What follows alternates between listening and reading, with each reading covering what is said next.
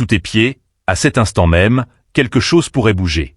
Pas un animal, pas un simple éboulement, mais un mouvement précis, rythmé, presque organisé. Comme si un peuple entier vivait dans les profondeurs de la Terre, loin de la lumière, loin du bruit du monde, observant peut-être l'humanité depuis des milliers d'années. Cette idée semble folle.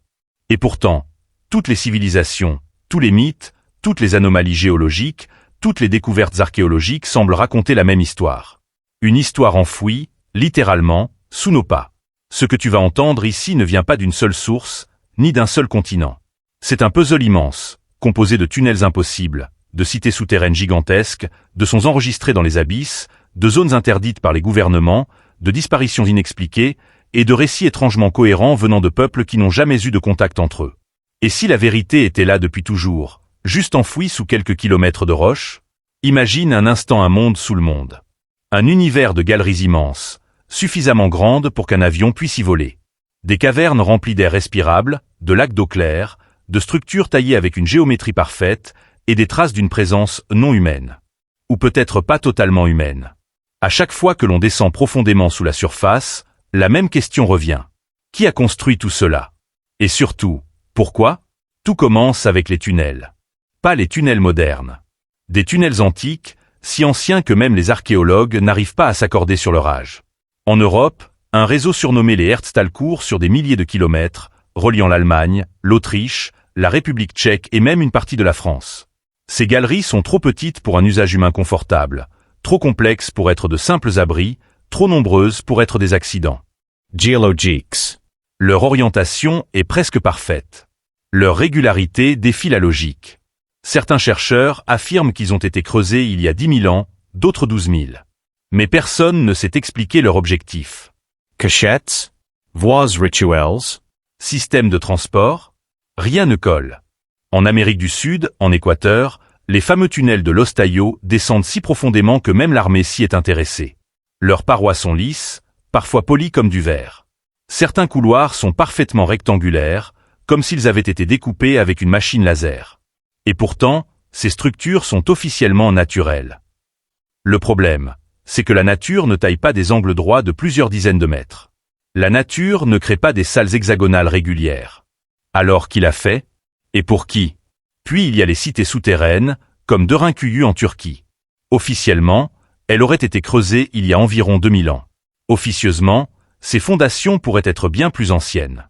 Cette cité pouvait accueillir 20 000 personnes. Elle possède des systèmes d'aération si efficaces qu'ils fonctionnent encore aujourd'hui. Des mécanismes de fermeture interne. Des puits profonds. Des couloirs conçus pour ralentir un ennemi. Tout cela demande une ingénierie avancée. Trop avancée. Même aujourd'hui, reconstruire Derinkuyu serait un défi colossal. Alors comment une population antique a-t-elle pu y parvenir? Et surtout, pourquoi choisir de vivre sous terre? Était-ce une adaptation? Une fuite? Ou une simple continuité culturelle pour un peuple qui, peut-être, vivait déjà dans les profondeurs bien avant les humains de la surface? Car c'est là que tout devient troublant, les témoignages. Partout dans le monde, des mineurs racontent la même histoire. Ce ne sont pas des légendes. Ce sont des rapports, consignés, datés, souvent accompagnés de descriptions précises. Beaucoup disent avoir aperçu des silhouettes humanoïdes dans les mines. Pas des fantômes, pas des ombres, des êtres. Certains décrits comme maigres, d'autres comme ayant de grands yeux, ou une peau extrêmement pâle, presque translucide. Ils fuient la lumière, se déplacent rapidement et silencieusement, comme s'ils maîtrisaient mieux que nous ces environnements oppressants.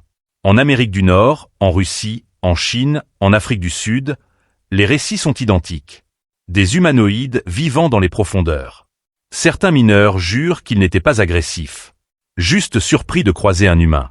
Comme si ces êtres nous connaissaient déjà. Comme s'ils savaient que nous n'étions pas faits pour survivre là où eux prospèrent. Ensuite, il y a les sons. Des enregistrements scientifiques faits dans des puits profonds, dans des gouffres immenses, ou même dans des forages destinés à étudier la croûte terrestre. Les microphones ont capté des bruits qui ne devraient pas exister. Pas des craquements de roches, pas des vibrations tectoniques. Mais des sons réguliers, rythmés. Certains ressemblent à du métal frappé sur du métal. D'autres à des cliquetis, comme un langage codé. Et certains, rarement, ressemblent à des voix lointaines. Le plus étrange, c'est que ces sons se répètent sur plusieurs continents.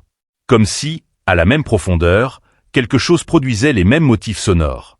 Les peuples anciens eux-mêmes racontent la même chose. Les Hopis d'Amérique parlent des fourmi-hommes, des êtres qui vivaient sous la terre et qui auraient aidé les ancêtres humains. En Asie, on raconte l'existence d'Agartha, une civilisation souterraine avancée, loin de la surface. Au Tibet, les lamas parlent de Shambhala, un royaume intérieur où vivent des êtres éveillés, anciens, puissants. En Europe, des légendes racontent des peuples cachés sous les montagnes, des géants, des nains, des créatures conscientes et organisées. Et ce qui frappe le plus, ces cultures n'ont jamais été en contact. Pourtant, elles décrivent toutes des humanoïdes vivant sous terre. Si les mythes ne suffisent pas, les zones interdites intriguent encore plus. De nombreuses cavernes ont été scellées par des blocs de béton, entourés de grillages, ou simplement classées dangereuses sans explication scientifique claire. Certaines grottes de France, de Chine ou des États-Unis sont fermées au public depuis des décennies. Dans certains cas, des expéditions spéléologiques ont été brusquement interrompues après des découvertes jugées sensibles. Et dans d'autres cas, des explorateurs ont été retrouvés terrifiés, incapables de parler de ce qu'ils avaient vu. Ils évoquent des ombres qui les suivaient, des bruits de pas, ou des silhouettes humanoïdes à la limite du champ de vision. Enfin, il y a les disparitions.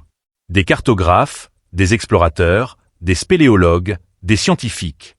Certains disparaissent dans des cavernes pourtant bien connues, parfois à quelques mètres de l'entrée.